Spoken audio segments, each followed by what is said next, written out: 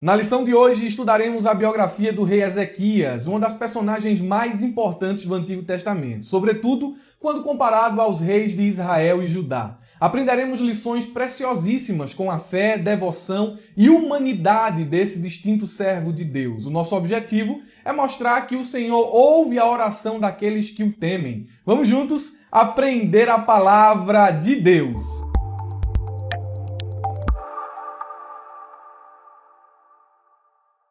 Queridos irmãos, quero cumprimentá-los com a paz do Senhor Jesus. Eu sou Murilo Alencar e com muita alegria estamos dando início a mais uma pré-aula da Escola Bíblica Dominical. Já quero comunicar que o subsídio que estou utilizando sempre disponibilizo na descrição do vídeo. Portanto, tem um link azul aí embaixo, cliquem e façam download desse material. É um arquivo em PDF, onde você encontrará vários comentários e muitas referências bíblicas que não tem na lição, que certamente contribuirão para o seu conhecimento acerca do assunto abordado. E o melhor, não custa nada, é presente do Abrejaula para você. Junto ao link para adquirir o subsídio, deixaremos outro link que é o do curso Pregador e a Pregação. Irmão Murilo, eu não sei como estruturar um sermão de forma homilética, com introdução, desenvolvimento e conclusão, organizar a exposição das verdades bíblicas, as ilustrações e as aplicações. Não sei como fazer um apelo. Olha, eu não sei como interpretar a Bíblia seguindo as regras da hermenêutica e da exegese e nem sei por onde começar a estudar.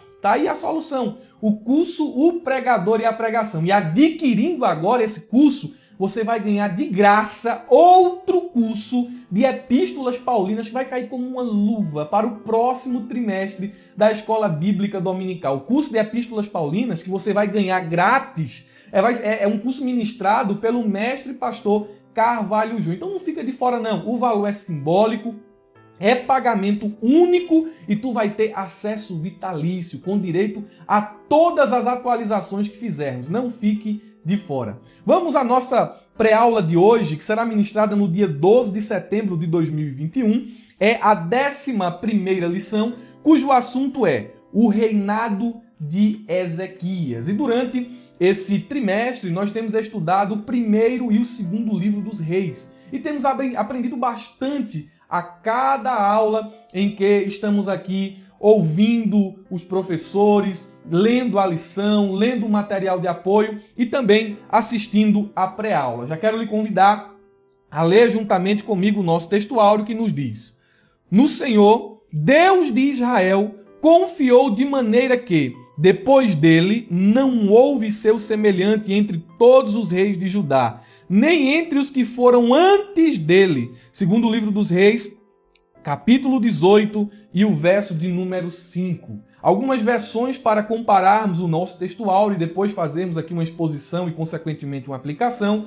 Versão NVT diz: Ezequias confiava no Senhor, o Deus de Israel. Veja que o profeta, aquele que escreve o primeiro e o segundo livro dos reis, ele faz questão de mostrar em quem Ezequias confiava, no Deus de Israel. Não era Deus de nações estrangeiras, mas no Deus verdadeiro. E a Bíblia prossegue dizendo: não houve ninguém como ele entre todos os reis de Judá, nem antes e nem depois. Aqui nós encontramos uma singularidade com relação à crença, à fé de Ezequias. Na Bíblia, paráfrase viva, o texto diz: Ezequias tinha uma grande confiança no Senhor Deus de Israel. E veja aqui que ele coloca mais um advérbio para demonstrar essa fé que Ezequias ele tinha em Deus, uma grande confiança no Senhor Deus de Israel.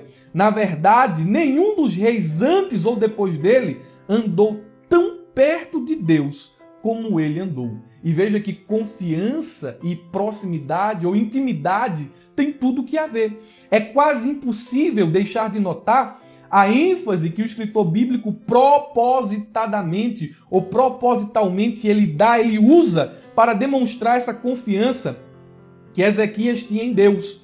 E dentro das escrituras, eu já quero que você guarde essa informação que eu vou lhe dar, a palavra confiança ou o ato de confiar envolve dois aspectos básicos. O primeiro é entregar-se ao cuidado ou aos cuidados de outrem. É isso que é confiança.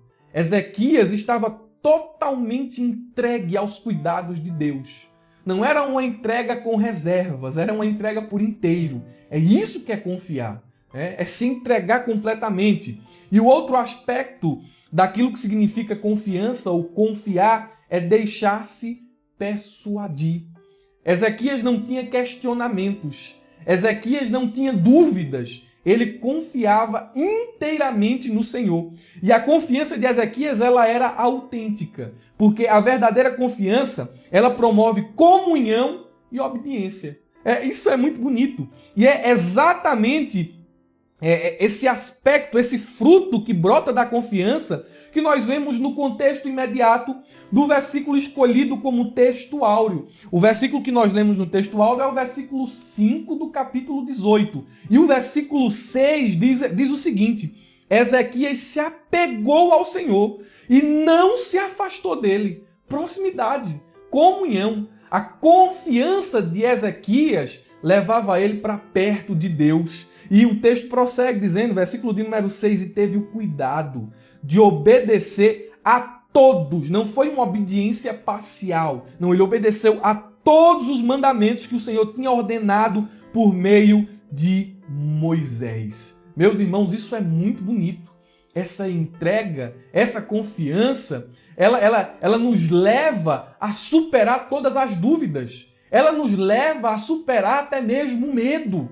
A confiança que do crente, ou nós devemos ter em Deus, é essa confiança que deve estar acima de toda e qualquer dúvida. Isso aqui é maravilhoso, é a confiança que Ezequias tinha em Deus. A verdade prática, aqui houve um erro de impressão, um erro gráfico, mas eu vou lê-la aqui, está repetida. Diz assim: Deus sempre ouve e guarda os sinceros de coração, que o obedecem e procuram agradá-lo. Deus sempre ouve. Agora, isso não significa dizer que ele sempre vai responder no sentido de atender. Deus ouviu as orações de Paulo quando ele lhe pediu para que ele tirasse, para que fosse arrancado de sua carne o espinho que estava machucando ele. Deus ouviu, Deus respondeu, mas não atendeu o pedido de Paulo, né? Deus ele nunca deixa de ouvir a oração. Ele ouve a oração do ímpio, ele ouve a oração do justo, mas nem toda a oração ele responde. E às vezes, quando ele responde, não significa que ele vai atender aquilo que estamos pedindo a ele. E olhando aqui, acentuando mais ainda a verdade presente, aqui na verdade prática, quando diz assim, Deus ouve e guarda os sinceros de coração, aqueles que lhe obedecem e procuram agradá-lo, há um verso que cabe muito bem aqui, quando se fala de sinceridade, que deve ser uma das virtudes almejadas pelos servos de Deus. Salmo 145, verso 18 diz: O Senhor está junto de todos aqueles que invocam o seu nome, de todos que clamam por sua presença com sinceridade. A nossa busca em todos os aspectos com relação a Deus deve ser com sinceridade. O coração, ele deve estar sem máscaras. A gente deve se apresentar a Deus com essa retidão, com essa sinceridade, com o rosto nu. E há alguns textos aqui correlatos que acentuam essa verdade da sinceridade como uma marca da pessoa que Deus ouve e que Deus atende. A Bíblia diz o seguinte, Provérbios 3:32, porque o perverso é abominável ao Senhor, mas com os sinceros ele tem intimidade. Quer ter intimidade com Deus, seja sincero. Não importa o que aconteceu, não importa o que se passou, seja sincero com Deus. Eu errei, eu sou um homem pecador, eu fiz uma coisa terrível. Você já fez, não adianta chorar pelo leite derramado. Chegue diante de Deus e rasgue a alma. Não adianta só rasgar a veste. Um sinal de tristeza exterior, não tem que brotar do interior, tem que ser algo sincero. Rasgue a sua vida diante dele. E você vai ver que ele vai ouvir a tua oração. Não importa o que você fez, não importa o que aconteceu, se você for sincero diante de Deus. E é lógico, a sinceridade, ela precede ou ela exige um sentimento verdadeiro. Ela exige um arrependimento, uma mudança, uma contrição de fato verdadeira. Deus, ele vai lhe ouvir, ele vai lhe atender. A Bíblia diz em Tito, capítulo 2, versículo 7, o seguinte: em tudo te dá, por exemplo, de boas obras. Na doutrina, mostra incorrupção, gravidade e sinceridade. Salmo 37, o verso 37, nota o homem sincero e considera o reto. Veja aqui que o homem sincero e aquele que é reto é tomado como sinônimos. É um jogo de palavras para trazer aqui a rítmica ao estilo do Salmo. Ele diz assim, porque o fim desse homem é a paz. A Bíblia diz em Provérbios 11:20, a abominação ao Senhor são os perversos de coração, mas os caminhos do sincero são o seu deleite. Deus se deleita no homem que é sincero. Ezequias era um homem que abria o coração diante de Deus. Ele era uma pessoa muito sincera. Olhando para os nossos tópicos, temos 3 tópicos: o justo reinado de Ezequias, o Senaqueribe invade Judá, e o terceiro tópico, a oração do rei e o livramento do Senhor. Disse no início que o nosso objetivo geral é asseverar que o Senhor ouve a oração daqueles que o temem. Eu quero que você fique aí até o final, porque no último tópico desta lição, eu vou falar aqui sobre um assunto muito sério. Eu tenho certeza que você precisa ouvir aquilo que vai ser dito. Então fique aí atento a cada detalhe. Primeiro tópico da lição, nós falaremos sobre o justo reinado de Ezequias. Eu quero trazer algumas informações muito importantes sobre a biografia dessa personagem. Ezequias, ele foi o 12º rei do reino separado de Judá. Atenção a essa informação. Nós tivemos o período da monarquia unida, sob o governo de Saul, sob o governo de Davi, sob o governo de Salomão e sobre um primeiro período do governo de Roboão. Desde então, nós sabemos e temos estudado sobre isso, que o reino se dividiu em reino norte e reino sul.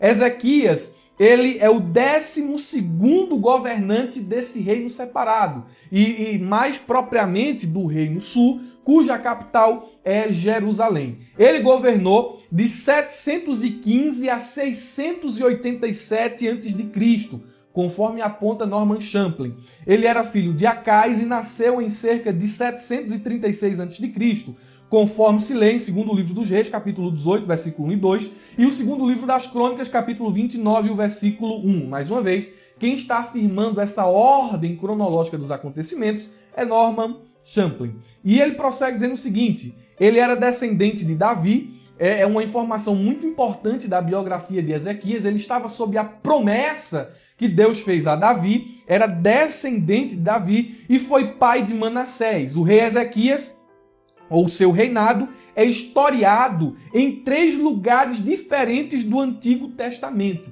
E preste muita atenção a essa informação aqui.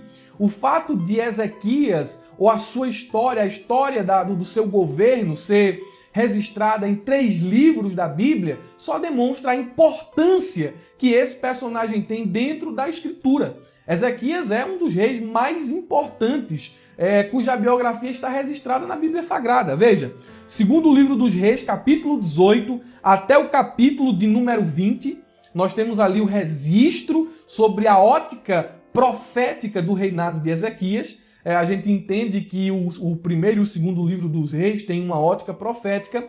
O primeiro e o segundo livro das Crônicas tem uma ótica sacerdotal. São as 2 visões com relação a esses livros.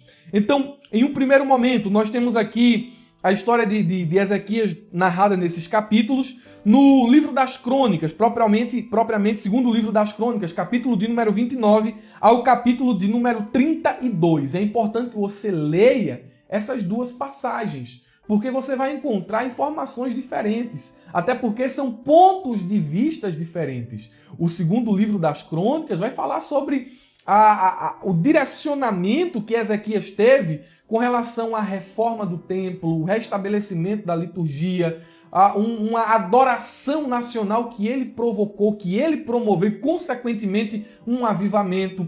Na ótica profética do segundo livro dos Reis, vai mostrar como ele combateu a idolatria, expurgou o culto aos deuses estranhos da nação de Israel.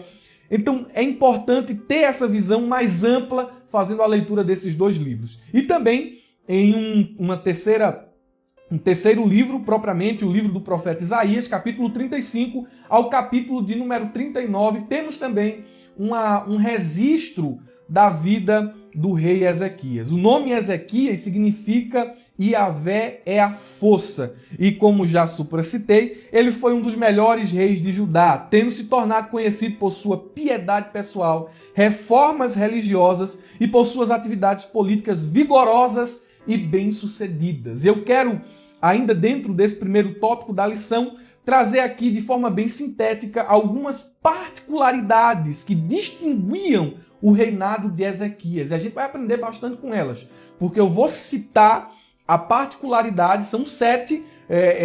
Eu tive essa ideia a partir de um ensinamento do pastor Walter Pereira. Quero deixar aqui a fonte, ele foi muito assertivo quando propôs os pontos que eu vou passar aqui a citar. Eu vou citar as particularidades, fazer uma exposição e a cada exposição que fizer, trarei uma aplicação. Isso vai facilitar o teu aprendizado e também vai facilitar a forma como você vai repassar esse conteúdo dentro da tua classe da Escola Bíblica Dominical. A primeira particularidade do reinado de Ezequias, e vai notando aí se é que tu não baixou o subsídio, é que o reinado de Ezequias é uma contraposição ao reinado de seu contemporâneo Oséias, rei de Samaria.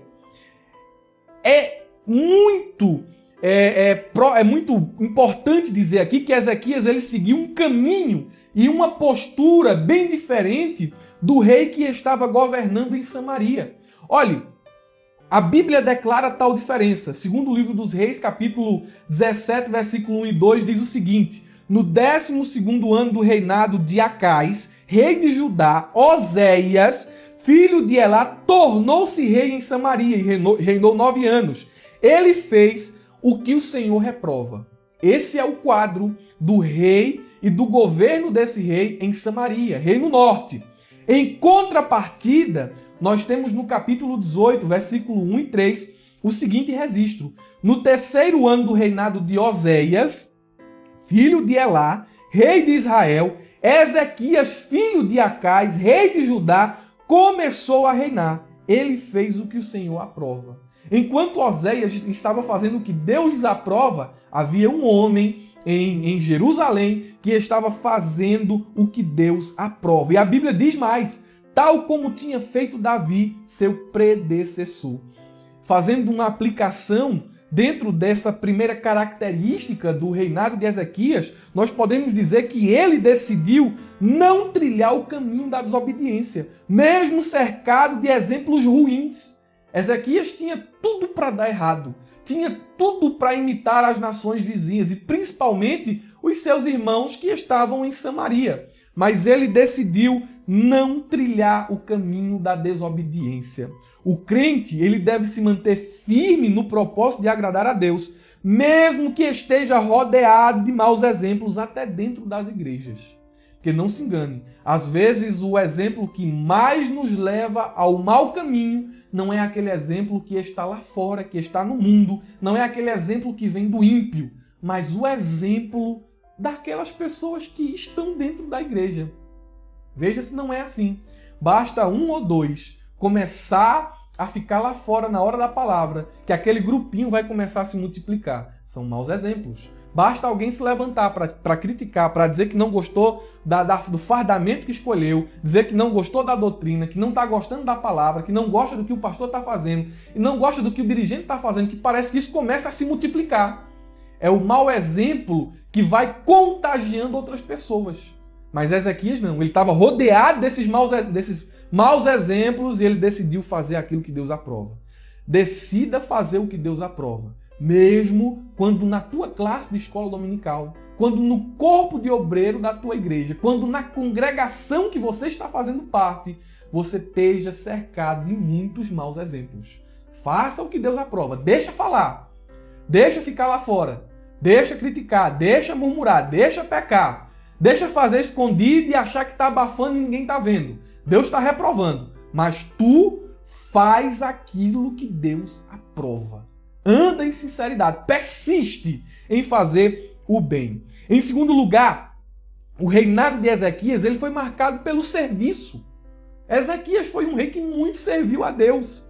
O rei Ezequias se dedicou a Deus com muita intensidade, promovendo uma reforma religiosa, expurgando de Jerusalém a idolatria e os altares pagãos, conforme se vê no segundo livro dos Reis, capítulo 18, versículo 4. Ele purificou o templo, restabeleceu a liturgia e renovou a aliança com Deus. Segundo o livro das Crônicas, capítulo 29, versículo de número 10. Olha, a gente vai fazer as pazes com Deus a fim de que a ira dele se afaste de nós.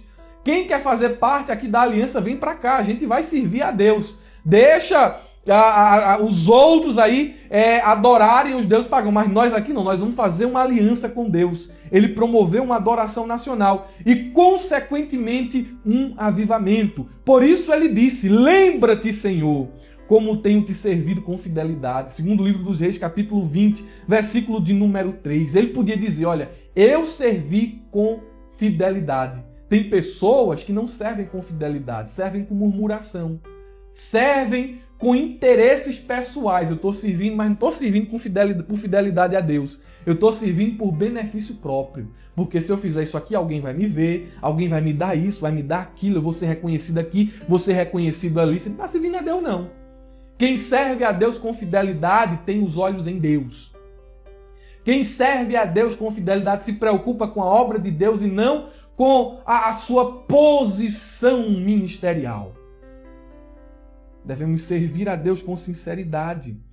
A Bíblia diz o seguinte, João capítulo 12, versículo 26, quem me serve precisa me seguir. E seguir a Jesus não é fácil. Porque seguir a Jesus implica em ir até aonde ele vai. E tem muito lugar que Jesus vai, que aquele que não é servo de verdade não pode ir. Porque aqueles que são servos por interesses, eles não chegam até a cruz. Você está entendendo o que eu estou falando aqui? Quem serve por interesse não abraça a dor. Quem serve por interesse não abraça o sacrifício, não abraça a renúncia. Quando as coisas começam a apertar, ele volta para trás. Mas Jesus está ensinando aqui, quem me serve precisa me seguir. Onde eu estou, o meu servo estará também. Seja no Getsêmani, seja apanhando diante de Caifás, seja sendo humilhado na cruz, mas o servo está lá, compartilhando com o seu Senhor as dores, compartilhando com o seu Senhor aquele sentimento de angústia e aflição, mas ele está lá presente, ele está lá do lado. Isso denota proximidade. Jesus diz mais, aquele que me serve, meu Pai o honrará. Glória a Deus. O serviço implica em proximidade e disponibilidade. Ezequias tinha essa característica. Ele estava disponível para Deus. Ele caminhava com Deus. E a Bíblia diz que quem serve ao Senhor é honrado.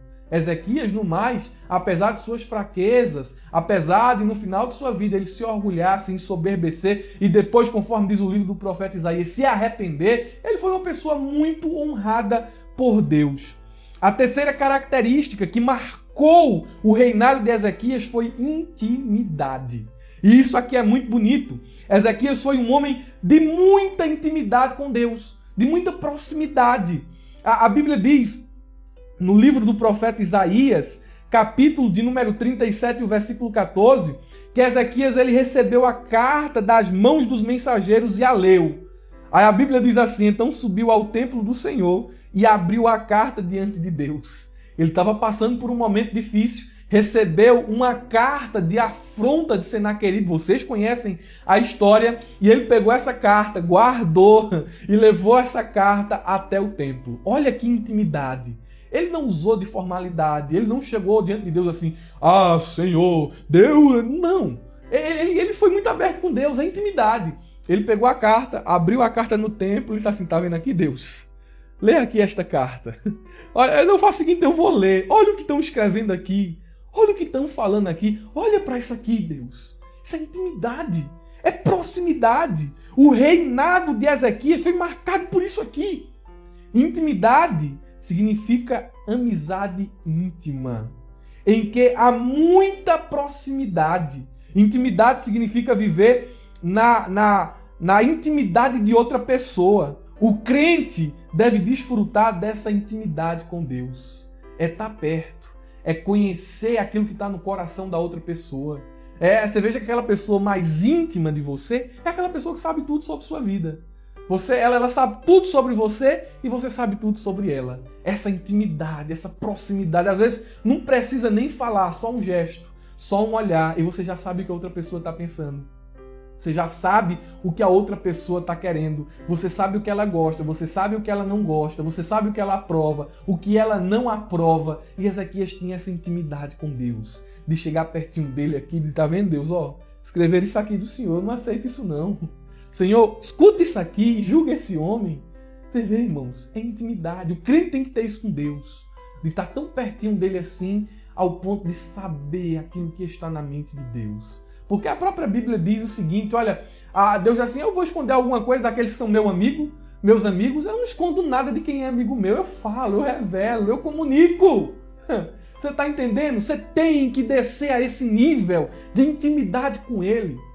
Hoje o nosso cristianismo, infelizmente, é um cristianismo de muita teologia, de muito conhecimento, mas de pouca intimidade. Parece que são palavras muito bonitas, mas vazias. A gente precisa estar pertinho de Deus, conhecer aquilo que está no coração dele.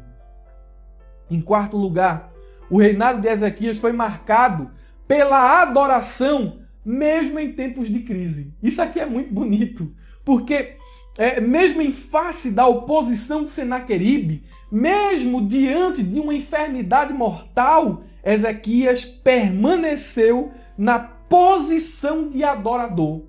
Segundo o livro dos Reis, capítulo 19, versículo 15. Isso aqui é adoração pura.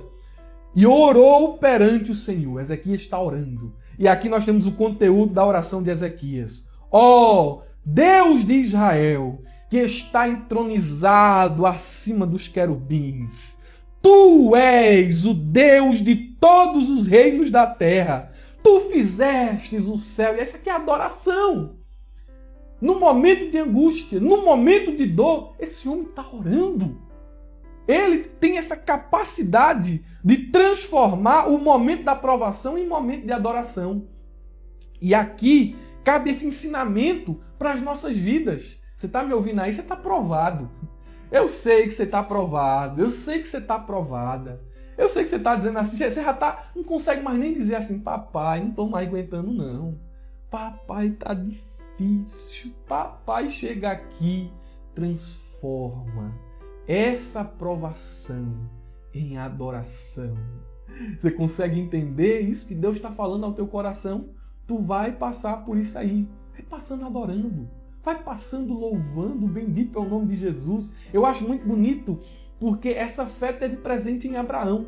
Abraão chegou no monte onde ele ia sacrificar o próprio filho. E ele olhou assim para aquelas pessoas que estavam acompanhando ele e disse assim, olha, agora, nesse ponto aqui, só vai subir eu e o rapaz. Mas você vai fazer o que lá em cima, Abraão? A gente vai subir, vai adorar e vai retornar.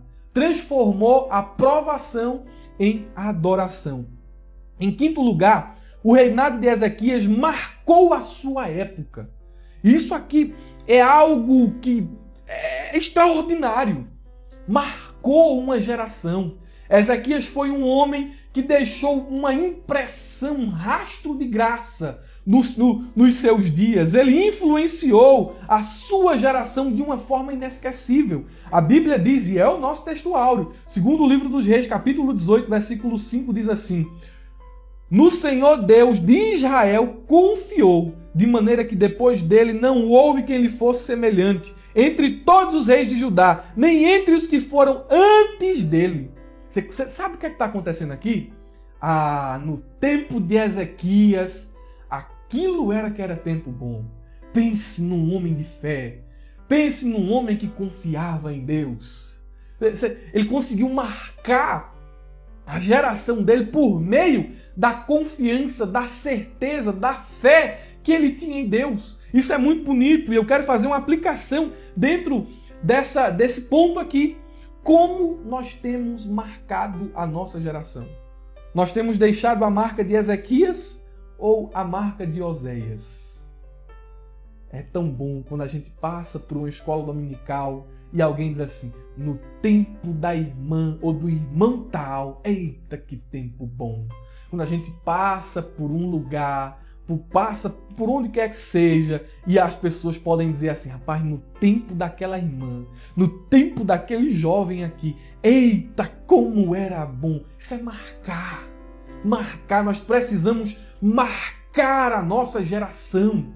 Precisamos marcar os nossos dias com o exemplo de Ezequias. Em sexto lugar, o reinado de Ezequias foi marcado de histórias com Deus. Ezequias tinha história para contar. Ah, se tinha. Ah, se ele não tinha o que dizer, o que recordar. A Bíblia mostra que o rei Ezequias tinha história com Deus. Segundo o livro dos Reis, capítulo 20, o versículo 3, a Bíblia diz, suplico-te, lembra, Senhor, de que andei diante de ti em verdade, com coração perfeito, e fiz o que era bom aos teus olhos. Ezequias tinha motivo para olhar para trás assim, eu fiz. Olha, eu fui lá e lutei, eu pelejei, enquanto tinha saúde fiz, enquanto podia, meus braços se esforçaram, meu coração não desfaleceu, eu fui lá e continuei firme, fiz a tua obra e fiz com verdade, fiz com coração perfeito, estava fazendo diante dos teus olhos. Nós precisamos ter história com Deus. Tem gente que quer ter testemunho para contar, que quer ter história com Deus, mas não faz nada, está de braço cruzado. Nenhum conjunto participa, nenhum esforço para ir para a escola dominical faz, quer ter história com Deus, não sai na campanha evangelizadora, não visita, olha, é aquele crente de banco, não faz nada, aí olha para os outros assim, Deus só fala com os outros, só os outros têm testemunho para contar. E tu não faz nada, rapaz. Começa a criar uma história com Deus. História de que tu estava em vigília. História de que tu estava em consagração. História que tu estava em culto matutino. História que Deus falou contigo. Que Ele te usou. Que Ele te levou a falar as palavras deles. As palavras dele na feira, no hospital, aonde quer que seja. Cria história com Deus. Provoca o milagre de Deus. Aleluia. Aleluia. Bendito seja o nome de Jesus. Ezequias tinha história para contar. E eu quero trazer aqui algumas perguntas reflexivas. Você tem história para contar com Deus? Você pode olhar para trás e recordar as boas experiências que tivera com Ele? Se não, é tempo de mudar a tua vida. É tempo de mudar agora, não esperar para amanhã, porque amanhã você não vai ter mais tempo, você vai ter menos tempo. Nós precisamos ter história com Deus. E em sétimo lugar, o reinado de Ezequias foi marcado por quebrantamento. Ezequias é um rei que chora. Ezequias é um rei que é quebrantado, que se quebranta. Ele é o modelo do líder que está com os olhos cheios de lágrimas, que busca ao Senhor. Isaías 37:1, Isaías 38:3 confirma essa verdade. E aqui eu quero fazer uma última aplicação. Nós devemos cuidar para sempre termos um coração quebrantado diante do Senhor e nunca perdermos o nosso compromisso com o altar. Muitas pessoas e líderes só choram quando estão pregando. É um choro de mentira, parece um choro ensaiado, é um choro egoísta, mas quando outra pessoa está ministrando, fica com cara de enfado, de abuso. Nós devemos ser o exemplo do povo. Aquelas pessoas que estão lá atrás no púlpito, então, e cruza o braço. Agora, se fosse ele no microfone...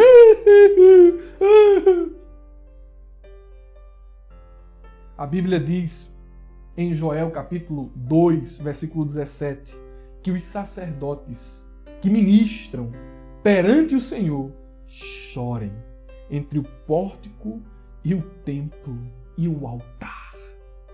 Nós devemos ter essa marca do reinado de Ezequias. Uma marca de quebrantamento. E eu penso, meus irmãos, que assim concluímos o primeiro tópico da lição. Vou ser mais rápido nos outros dois tópicos. O tópico de número 2 fala sobre Senaqueribe, quando ele faz as suas ameaças e depois de fazer as suas ameaças, ele invade e conquista algumas cidades de Judá e tenta desmoralizar Ezequias. A confiança do povo em Ezequias estava lá em cima. As pessoas olhavam para Ezequias, viam que Ezequias era uma pessoa, um homem, melhor dizendo, que confiava em Deus e devido à confiança que Ezequias tinha em Deus, as pessoas confiavam nele. Tanto que, quando os mensageiros de Senaqueribe proferiram afrontas, tentaram desmoralizar Deus, a fé e Ezequias, o povo ficou calado, não respondeu nada como Ezequias tinha dito para eles fazerem. Veja que Ezequias e o povo, orientado pelo rei, não se rebaixou ao nível do opressor. Isso aqui é muito bonito. Eles não se rebaixaram ao mesmo nível dos seus opositores, mas entregaram a Deus. Sabe qual foi o erro de Senaqueribe? Afrontar um homem que tem um coração sincero diante de Deus. Tome cuidado.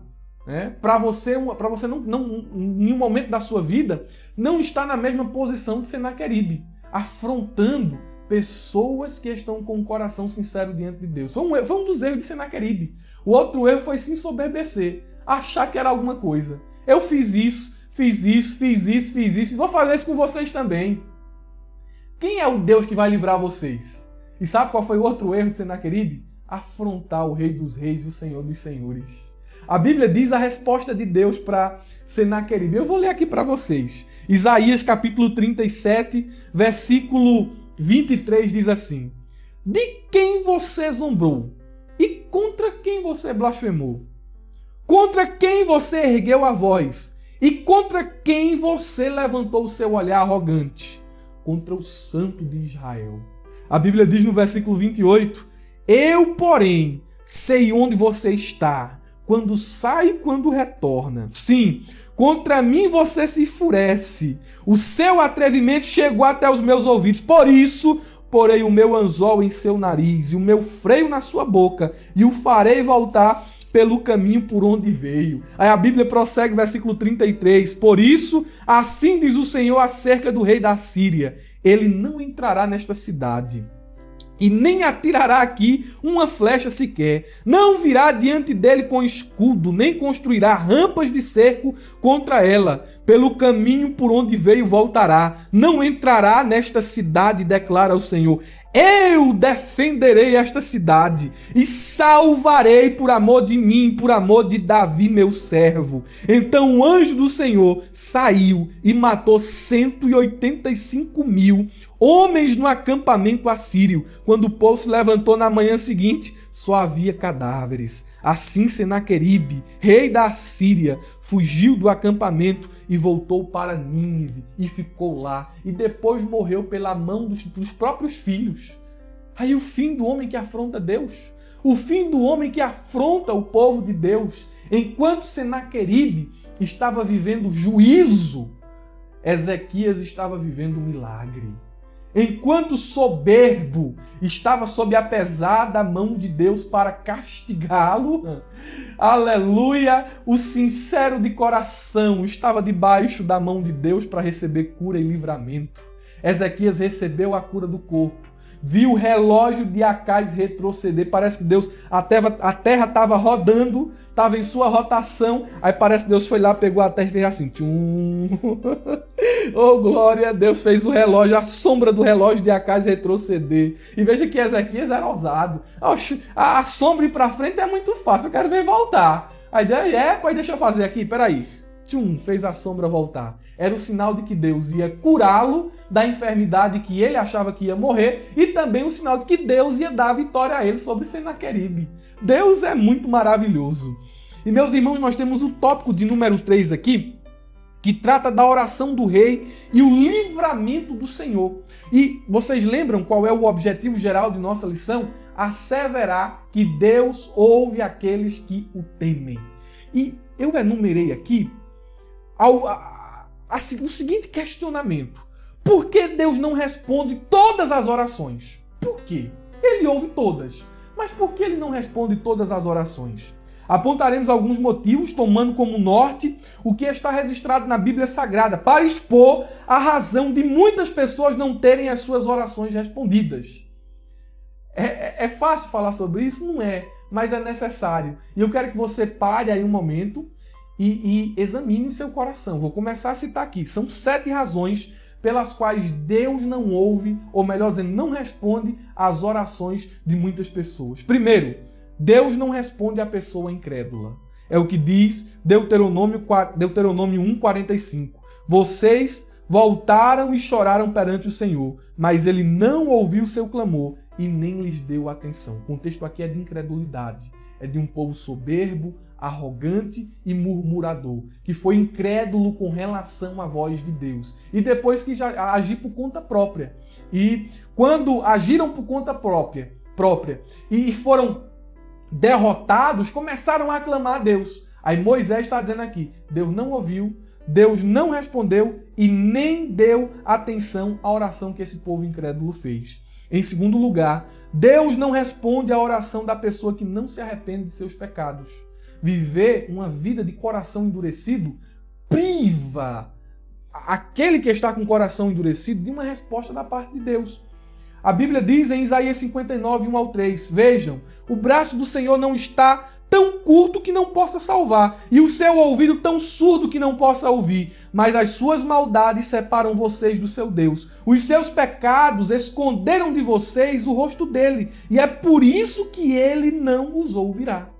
É o pecado, que muitas vezes impede a nossa oração de ser respondida. Em terceiro lugar, Deus não responde à oração da pessoa que é persistente em desobedecer. É o que diz Provérbios 1, versículo 28-30. Em quarto lugar, Deus não responde à oração de quem não ajuda o próximo. Provérbios 21, 13. Quem fecha os ouvidos ao clamor dos pobres também clamará e não terá resposta.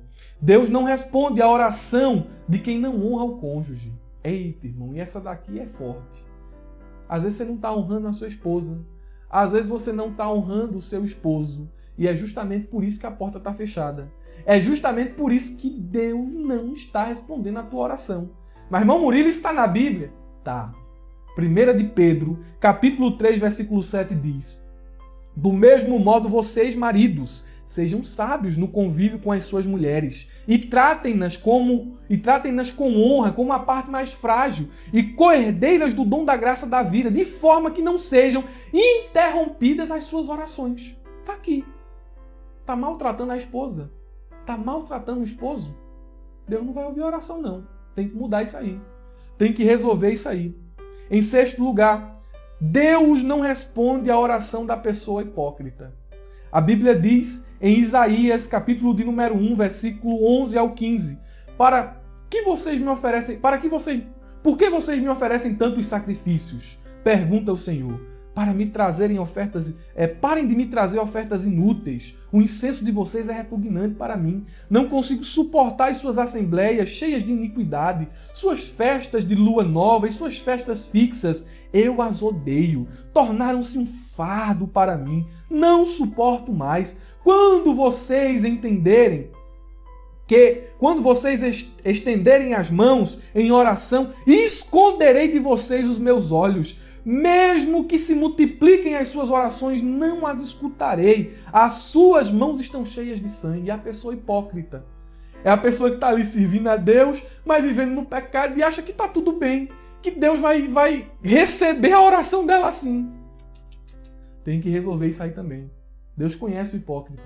Deus conhece aquela pessoa que levanta a mão, aquela pessoa que chora, aquela pessoa que fala língua, mas é só teatralidade. Deus não ouve a oração do hipócrita. E Deus também não ouve a oração do egoísta. A Bíblia diz em Tiago, capítulo 4, versículo 2 e 3, vocês cobiçam coisas e não as têm, matam e invejam, mas não conseguem obter o que desejam. Vocês vivem a lutar e a fazer guerras, não têm porque não pedem, e quando pedem não recebem, pois pedem por motivos errados para gastar em seus próprios prazeres. Oração egoísta. Pode falar mal de todo mundo, mas se falar mal dele, você acha que Deus vai estar ouvindo esse tipo de oração?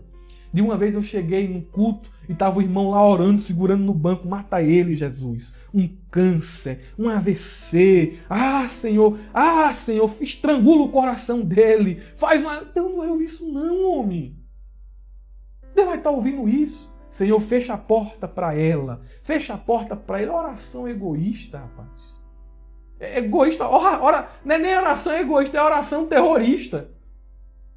Meu Deus do céu. Ou então tem gente assim, Senhor, dá primeiro a eu e depois a ela. Oração egoísta. Senhor, eu quero isso aqui para isso. Só para o próprio deleite. Não ouve. Por que eu estou falando isso aqui? Para você examinar seu coração. Para você ver se você se enquadra em algum desses 7 pontos aqui que citei, a fim de que você mude e receba a resposta da parte de Deus. A Bíblia diz, no 2º livro das Crônicas, capítulo 7, versículo 14, e se o meu povo, que se chama pelo meu nome, se humilhar e orar e buscar a minha face e se converter dos seus maus caminhos, então eu os ouvirei dos céus e perdoarei os seus pecados e sararei a sua terra. Quer receber o perdão de Deus? Quer receber a cura para as tuas feridas? Quer receber resposta do Senhor? Deixa os maus caminhos, se humilha perante Ele, se converte, passa a buscar a face dEle em sinceridade e Ele vai ouvir a tua oração. A Bíblia diz no Salmo que a um coração contrito, o Senhor não resistirá. Essa é a tônica da nossa lição. Ele ouve a oração do homem sincero. Deus ouviu a oração de Ezequias, pois em sinceridade e em retidão ele caminhou com Deus. E que fique para nós esse aprendizado. Precisamos quebrar o nosso coração diante dele e sondar se nós não estamos diante do Senhor caindo em um desses 7 erros aqui que mencionei. E se estamos em algum ou mais desses erros aqui, nos arrependamos. Voltemos-nos para Ele e Ele não nos negará nada, se o nosso coração for reto diante dEle. Queridos irmãos, essa foi a 11ª lição. Na 12ª lição estaremos o reinado de Josias. Eu aguardo você lá. Se essa aula foi bênção para você, comente aí nos comentários, deixa aí o teu comentário, dá um like, se inscreve em nosso canal e compartilha esse vídeo com mais alguém. Compartilhe boas coisas, compartilhe boas novas, abra a jaula. Tenha um ótimo final de semana e uma excelente aula de Escola Bíblica Dominical.